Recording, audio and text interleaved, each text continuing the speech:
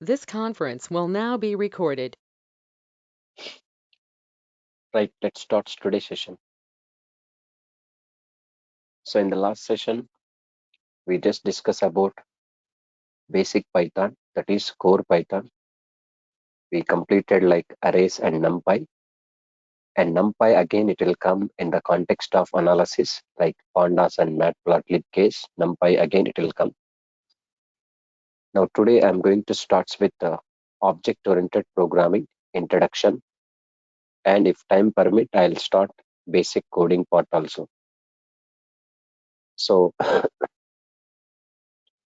after this class, you will be able to receive advanced Python PDF also. Even this advanced Python PDF, I'll share in WhatsApp group also. You can able to download from there, or else I'll send to your mail also. You can download. So this is advanced Python PDF. Previously, whatever we received, that is basic Python, that is core Python only. Now coming to this advanced Python, like object-oriented programming onwards. First, today I'm going to discuss introduction of object-oriented programming. Object-oriented programming. Oops. Yes. Yeah, sure. Today I'll share the core Python and advanced Python both in WhatsApp group. You can download it for sure. After class, you can check WhatsApp group or mail. You will get both. Object-oriented programming, that is OOPS concept. There is no meaning of S, like S means system or software or service. No, it's related to object-oriented programming, apostrophe S only. As I said in Python introduction, Python is multiple language pattern. That means Python is a structured oriented. We discuss data structures. We discuss data structures. Python is functional oriented. Even we were discuss about functions. Now Python is object oriented. We are talking about object oriented programming. If any programming language is object oriented, what are the benefits? Like security is one of the benefit.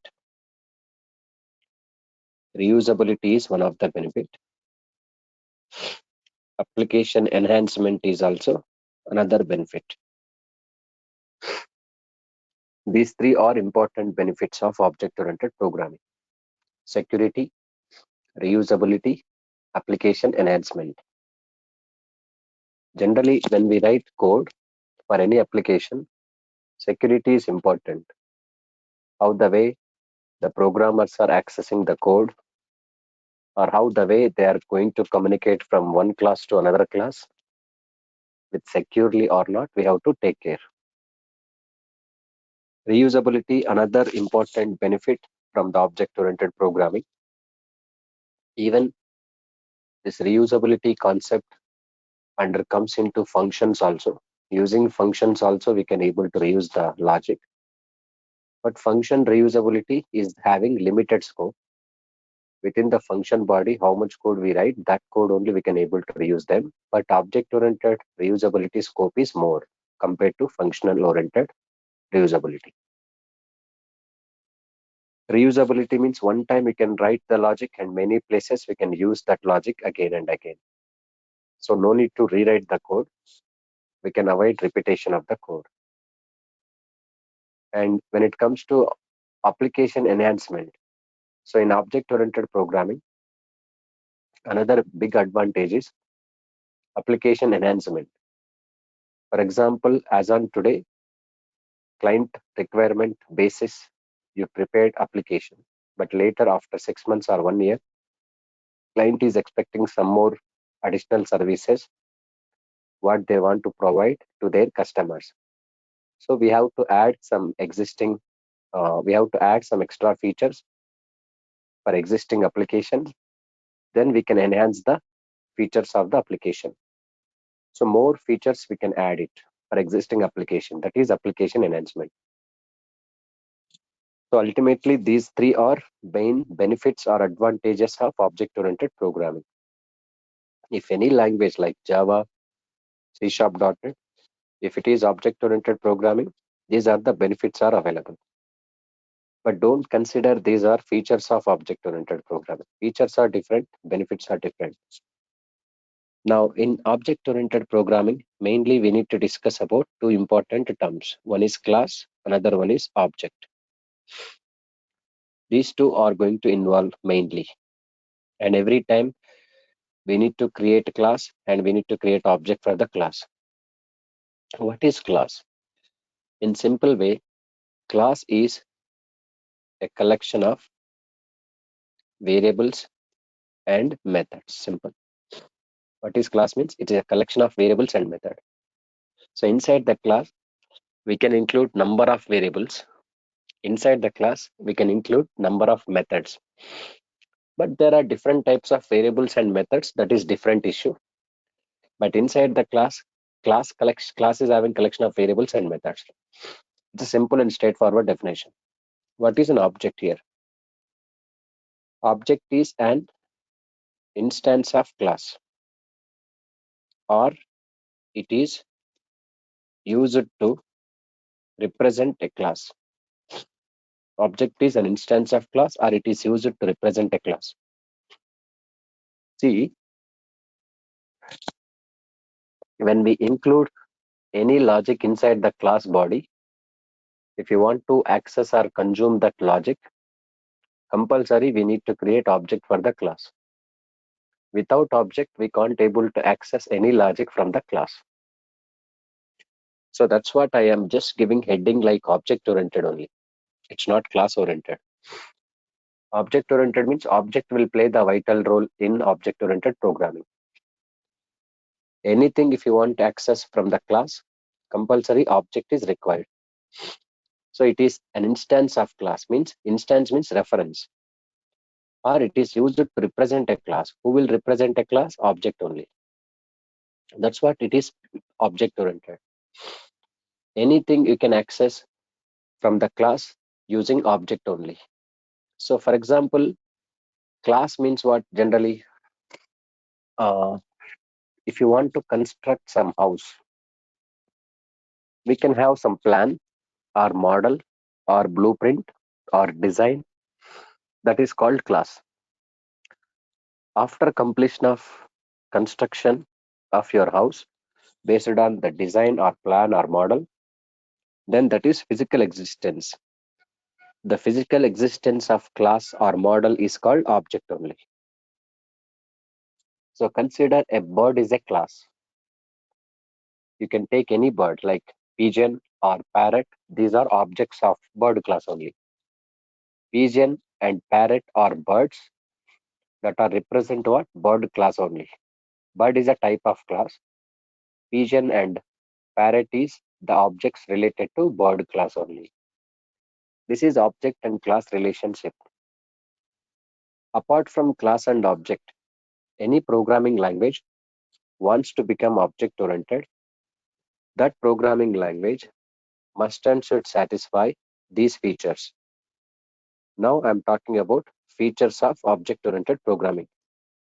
Features of object oriented programming. First feature is encapsulation. Feature number one, encapsulation. Second one, abstraction. Third one, polymorphism. Next one, inheritance. These are features. But I'm not going to discuss right now in detail about encapsulation, abstraction, polymorphism, inheritance in this session. In upcoming session, once we complete different types of variables which are available in object-oriented programming, different types of methods, After completion of variables and methods, once you get an idea clearly about them, then we'll go through each and every feature in detail with practical implementation and real-time usage of encapsulation, abstraction, polymorphism, inheritance. But now at this moment, I'm just going to give clarity. What is encapsulation, abstraction, polymorphism, inheritance? See here, in object-oriented programming, encapsulation means it is the process of providing restriction to access variables and methods. Okay, encapsulation is the process of providing restriction to access variables and methods. Why we need to provide restriction to access variables and methods? Because to prevent the modification, if somebody is trying to modify the data or somebody is trying to modify the variable values, then I don't want to allow them to modify. Then we have to prevent them. How to prevent them? By using encapsulation. So why we need encapsulation means, why we need encapsulation means, encapsulation means to prevent the data from modification. To prevent the data is to prevent the data from modification. Modification. Data hiding is not there. Overriding is there. That is called hiding only. Because hiding is intentional if you want to do. We can't do with Python. But even other languages like .NET and Java, data hiding concept is there. Okay. Hiding was intended. You can make this override and virtual keywords are there in other languages.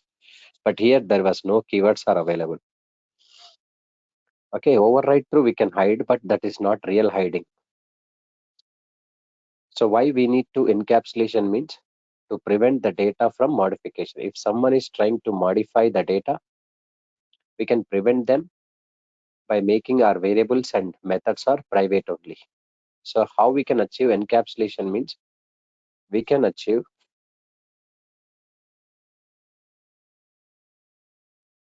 the encapsulation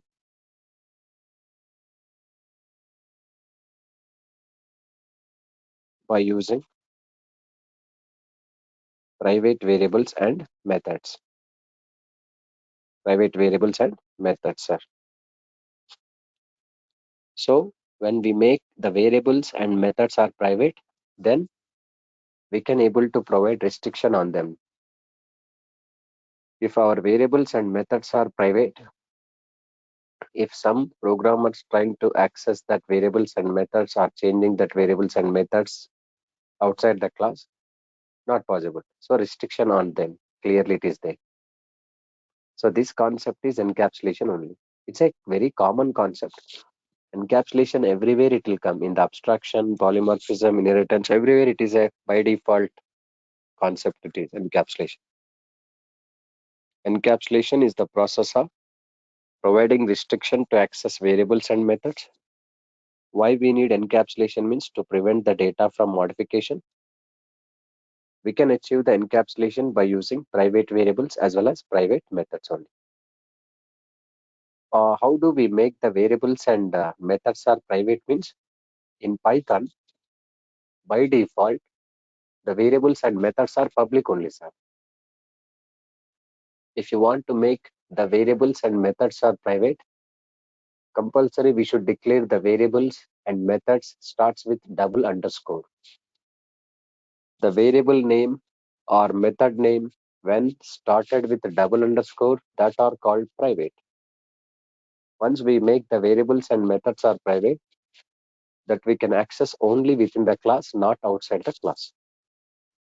This is encapsulation, making variables as private and methods are private through only we can achieve the encapsulation feature.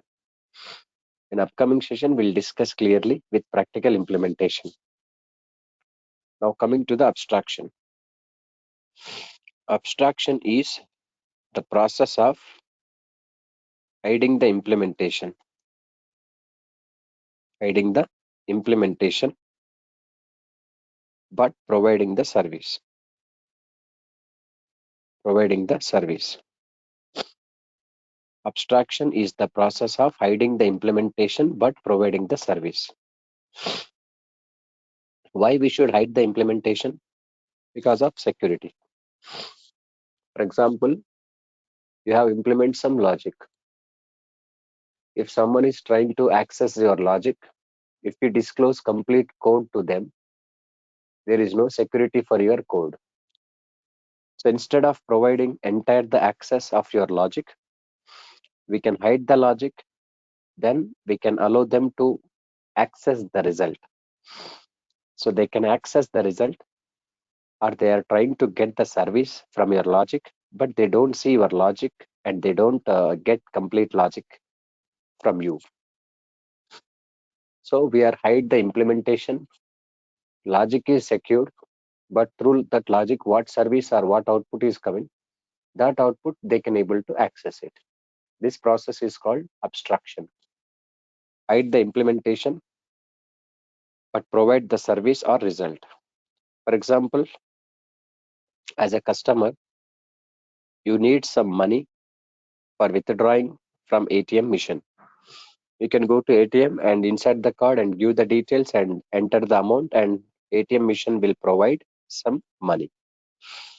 So that is your responsibility. It's okay. But behind the scenes, how ATM machine is responding, how ATM machine is sending instruction to the server, how server is giving response to the mission, and how mission is going to be dispense the money, that is not going to be disclosed to any customer. That is behind the process, it's going to take place. So they will hide the implementation, how it is going to be done internally, but that mission is providing service to you or not. So this is abstraction kind of thing. Or else one more example I will tell you. Suppose you brought one product from particular showroom. That product all of a sudden after usage of 1 week, it's not working properly. Then we need to raise the issue to the customer care persons. So they will send some service person to your home. That person role is what? They are that person is providing service or result to you. But you cannot ask the person while leaving from your home, please tell me what you did.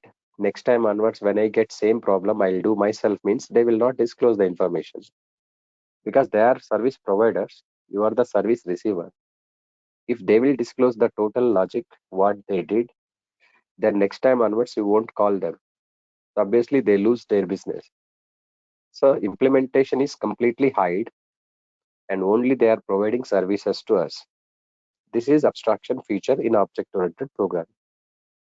In the coding part, lot of code is there, but even real-time application also you can see.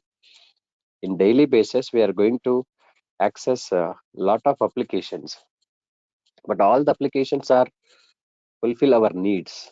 Okay, booking the tickets or placing the orders or what we can say order the food. So many applications you are using, but how the transactions are doing internally, how the request is raising, response is going to that particular concerned person. So that is internal process. We don't get anything.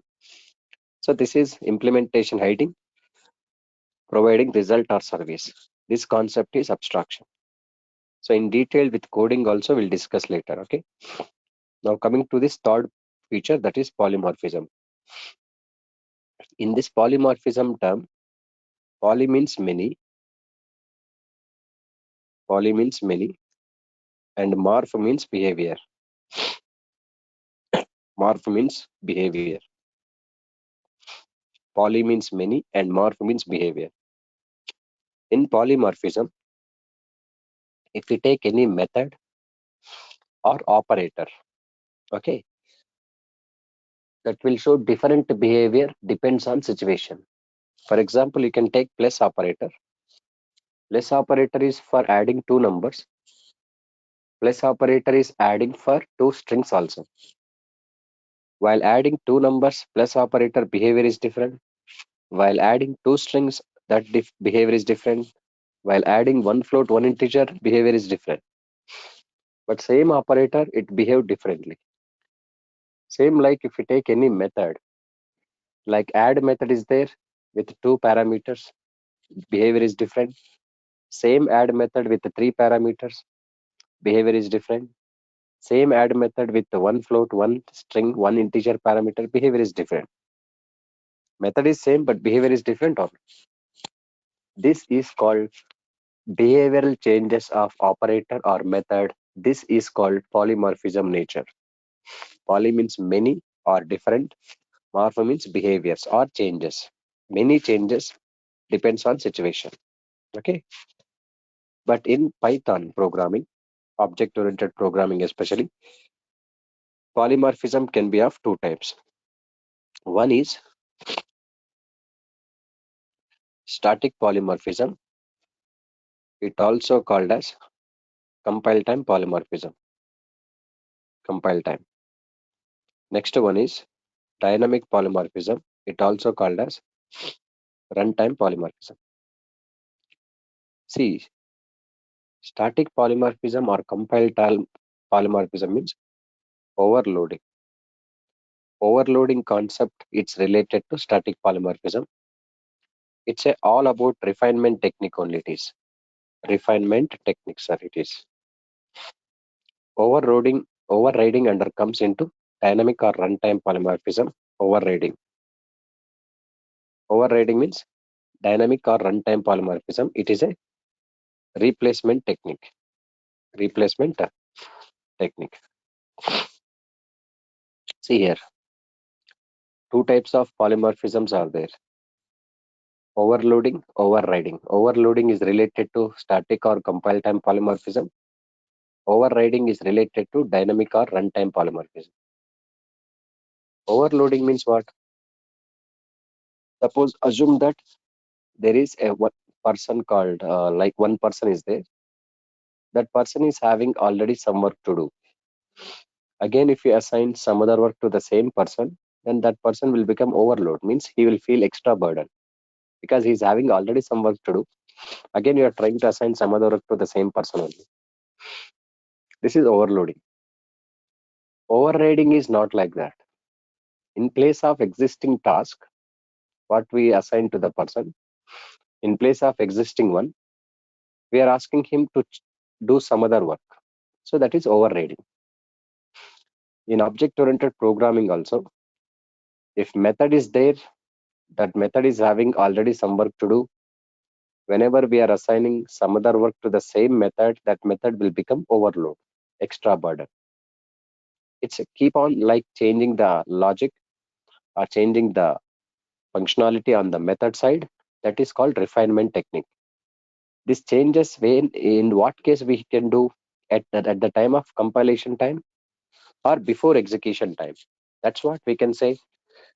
Method behavior is going to happen at the time of compilation or before execution. That is called static polymorphism refinement technique.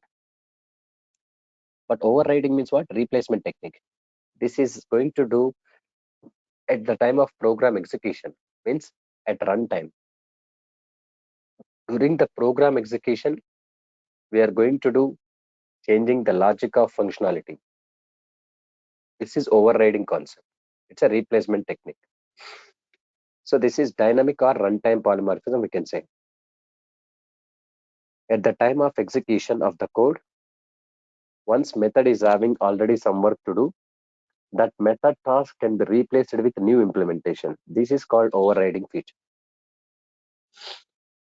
Overriding is always replacement technique only. This replacement is going to happen during the program execution time. That's what this type of polymorphism is called, runtime or dynamic polymorphism only. So last feature but not least, inheritance is there. So what is inheritance means? It's a simple and straightforward. Inheritance is the process of creating new class from existing class. In inheritance process, existing class is treated as base class.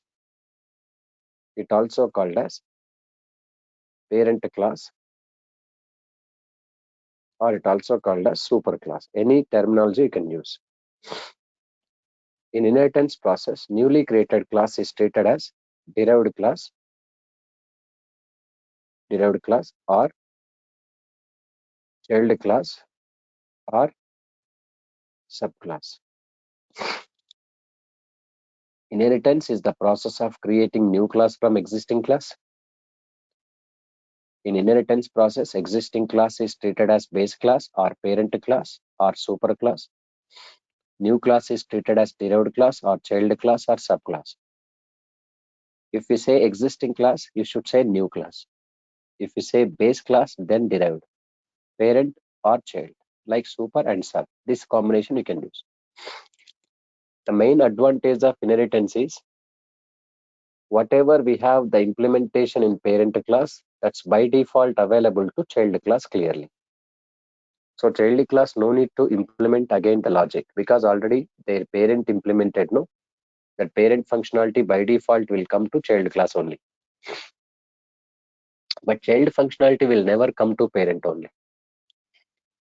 So whatever the implementation we have in parent class, that we can able to access directly in a child only. And multiple number of childs also can inherited from parent class, no problem. The ultimate advantage of inheritance is reusability and extensibility. Reusability means inside the parent class, whatever we have implementation, that we can reuse directly in the child class without re-implementing.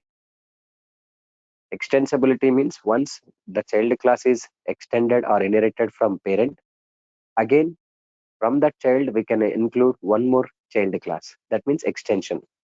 It's keep on extending the logic. So these are the advantages. Extensibility and reusability is the advantages of inheritance concept. There are different types of inheritances are there. Types of inheritance. Types of inheritance. What are the types of inheritances are? First one is single inheritance is there. Second one, multi-level inheritance is there. Third one, hierarchical inheritance. Fourth one, multiple inheritance. Fifth one, hybrid inheritance. Single, multi-level, hierarchical, multiple. Okay. So single inheritance means creating new class from single base class only.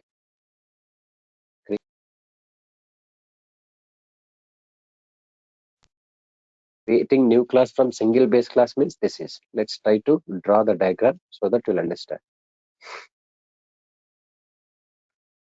This is single inheritance. I have a base class and here also derived class. Now you can see class A. Class A. Now here it is class B. That is. So this is single inheritance. Single. Creating new class. That is class B is created from which class? A class. Here A is a parent class and B is a child class. This is single inheritance. Creating new class from single base class only. Next, multi-level is there. Multi-level means what? Creating new class from already derived class. This is multi-level. Creating new class from already derived class. Meaning this is class A, this is class B, and this is class C. This is multi-levels. B class is inherited from A, but again from B we can inherit one more class, that is C only. Let's create one class A. Here it is class B, class C. So class C is creating from already derived class, that is B. B is already derived from where? A only. This is multi-level inheritance. Hierarchical inheritance is there. What is hierarchical inheritance? Creating multiple child class from multiple single parent. creating multiple child class from single parent only. This is hierarchical. Suppose here we have one parent class, and this parent class is having multiple childs. This is hierarchical inheritance. Multiple childs are there. Single parent, multiple childs. Class A is a parent class. Class B is inherited from A. Means class B class will get all features from A class. Class C class also will get all features from A class. This is hierarchical. Multiple means creating new class from two or more base classes. Means base level multiple classes are there. This is multiple inheritance. Multiple. Creating new class from two or more base classes. Now one is base class. Again, one more is also base class. And from this base class, we are creating one more class, that is derived class. So this is multiple. Multiple. So class A, class B,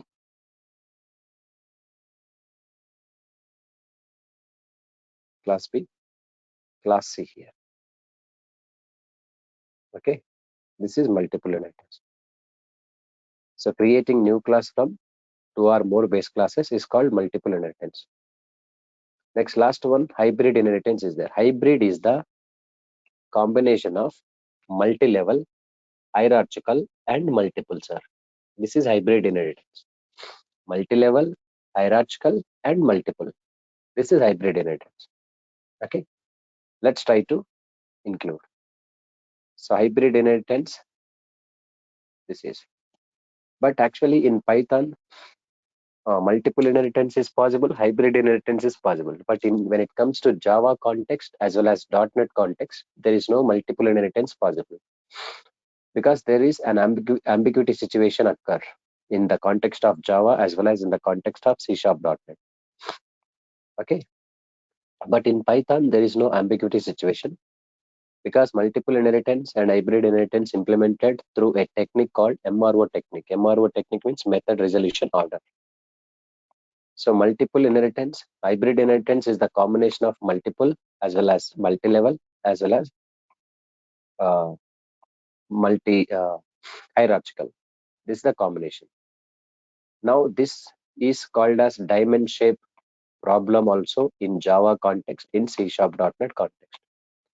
But there is no diamond shape problem in Python because here easily possibility is there.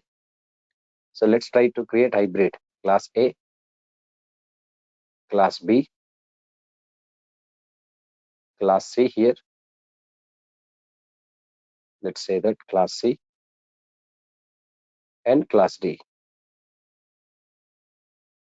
So this is what A, C, D multi-level, A, B, D multi-level, only A, B, C multiple, B, C, D hierarchical. Now you can see this is B, C, A. So here B, C, D. B, C, D is what actually here? Multiple. A, B, C is what actually hierarchical. A, B, D is multi-level. So multi-level is there, hierarchical is there, multiple is there. This is the combination, hybrid. This is called diamond shape problem in other languages like C#.NET. Why? Because it's look like diamond. Now you can see this is diamond shape here. This problem occurred in C#.NET and Java, but here we don't have any problem in this case because Python supports clearly all the inheritances, even multiple inheritance also easily possible in Python because multiple inheritance implemented in Python using a technique called MRO technique, method resolution order. Okay, these are the diagrams, multiple, single, hierarchical, everything. So this is complete theoretical part of introduction to object-oriented programming. What is class? What is object? What are the features here? Before going to start coding part here, I need to give two important syntaxes. One is syntax to create a class. Syntax to create a class. How to create a class? Syntax I'm giving. Syntax is this one, sir. Class is a keyword, class name is required, colon is required. But strictly remember, in Python, object-oriented programming, while mention the class name, better to start with capital letter. Even if you don't use capital letter, it will work fine, but it's just real-time naming convention I'm following, capital letter. So this is camel case convention. If your class name is having two words, you can use first word starts with capital and second word also starts with capital. This is class syntax. Example I'm giving. Class is a keyword. Class name is student. But in object-oriented programming, only class and implementation is not enough. No, we have to create object for the class also. So we can create object for the class also here. Syntax to create object to class. How to create object to class? We'll see this. Syntax. Object reference variable name equals to class name. Example. Object reference variable name is S equals to class name here. So why, sir, this S is called as object reference variable? Simple. The variable which is used to refer an object is called object reference variable. The variable which is used to refer an object is called object reference variable. Or else you can say S is object only. This object is always represent what? This class. So in this class, whatever we have implementation, that we can implement, that we can access by using this object only. So this is object creation. But don't compare with like Java, C#, .NET, object-oriented programming. There some rules and regulations and syntactically some changes are there. Object creation, class creation in Java as well as C#, .NET is different. In Python is different. Let's begin the coding part here. First program I'm using. So let's create a new file, object-oriented programming 1. Here I'm preparing one simple class. Class is a keywords are here. Class name is student. Now you can see when I give this class name student, there is no underline indications or there is no warnings. But if I don't take S letter, capital, small letter I'm taking, now you can see underline, silver color, squiggly is there. You can see underline is there. Because of when I give this small letter starting with letter S small only, student class. When we place mouse pointer over there, you can see class name should use camel case convention. Class name should use camel case convention. Camel case means if your letter starts with capital. In case your class name is having two parts like student details. Now D should be capital, S should be capital. That is camel case convention. Then it is correct, sir. There is no warnings. There is no underline squiggly is there. If I remove this D, now you can see there is a underline squiggly is there. So this is just warning. Even it will work fine, no problem. Better to use capital letters here. So this is class. I'm writing description about class. This is document string. It's not a comment, sir. Okay. Comment is different and doc string is different. This is documentation string. This is a student class. This is a student class for display the student details. Okay, this is the student class for display student details. How to get this documentation string of this class? There are two options are there. If you want to get this description or documentation string of this student class, option number 1, directly we can use help of your class name like student. So run this one. I have a class which I created and help of student means you will get documentation string of student class only. Now you can see class student. This is a student class for display the student details. This is my documentation string of student class and some important built-in functions are there. These are special methods, or we can call it as descriptors of Python. So data descriptors are there, you can see clearly. From now onwards, wherever you observe the method starting with two underscores, ending with two underscores, that we can call it as special methods or descriptors. Okay. So I'll talk about this descriptors later sessions. So we are getting this description about our class. This is one way to get the description about your student's class or else document string of student class. Let's comment this by hitting control/. Now there is other way also there. I am trying to create object for my student class. S is what? Object only. You can get the description about your class like s dot underscore underscore doc document. Now you can see s dot underscore underscore doc. Doc is a special method, documentation string method.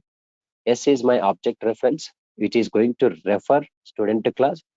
This time also you will get inside the student class, whatever it is there, it will print.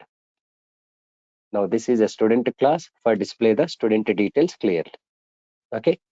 So this is a student class for display the student details. To get the description about your class, option number 1, help function you can use. Your class name is student class. Or else you can create object to the class. Using object through, we can call this method underscore underscore doc, doc doc. Doc is a special method. Sir, I don't want to do this. I want to implement something in the class. How to implement this? Let's implement the class here. Okay. So inside this class, first I'm taking this is underscore underscore init underscore underscore. But strictly remember, in Python object-oriented programming, wherever you observe underscore underscore init underscore underscore, this is what you know, constructor. But in general, according to Java programming language, according to C#.NET, constructor name is always same as class name only. But when it comes to Python, it's not correct. So constructor name is always represent what? Underscore underscore init underscore underscore in bracket self is there. It's a predefined. What does it mean init? Init means initialization. Okay. Init means what? Initialization. I will give you more clarity about constructor and method in tomorrow's session clearly. But just to try to understand today, constructor I'm including, this is init. Inside the constructor, one default parameter is there, like self is the first parameter of the constructor. Even I will talk about self in the tomorrow session clearly.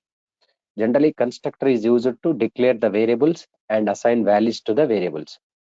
So self.sid, student ID 123.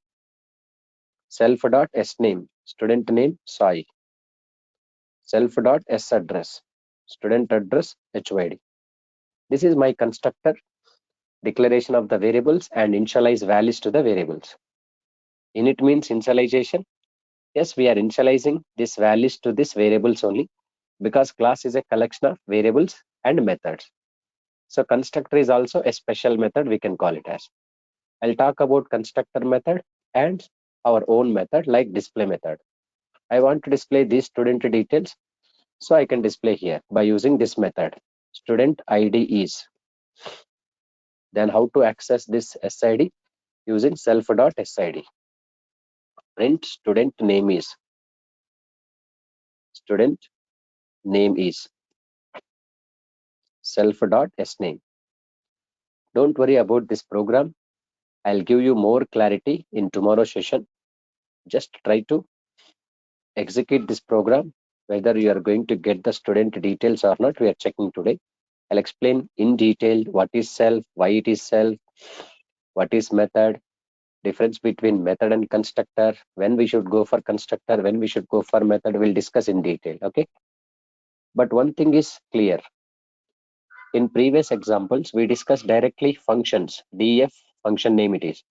But at this moment, don't call this as a function. It's a method because it's available inside the class only. Generally, inside the class, whatever we define, this is method only, we can pronounce.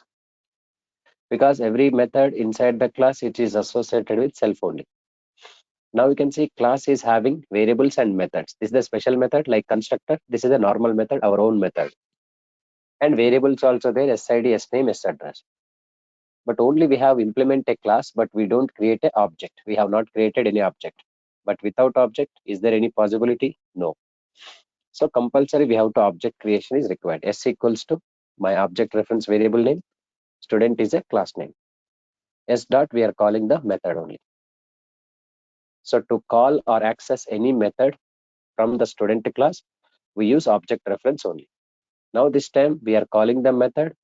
Now inside the method, whatever we displayed, we are displaying this clearly. But this constructor, when it will execute, constructor will execute automatically as soon as when we create object to the class. Method will execute only when we call it. If we don't call it, method will not execute. In tomorrow's session, I'll give you more clarity. What is constructor? Constructor and method is difference is what? When do we use constructor and when do we use method? Or compulsory inside the class, constructor is compulsory or not? Method is compulsory or not? Or any one is required? We'll discuss in detail tomorrow's session. This is basic structure of object-oriented programming. Class creation, inside the class, method creations and object creation and calling the method. I will give you detailed description and detailed information about this constructor and methods in tomorrow's session clearly. Okay, don't miss it. And tomorrow you will get important valid points related to object-oriented programming, class, constructor, methods clearly. That's all for now. See you tomorrow.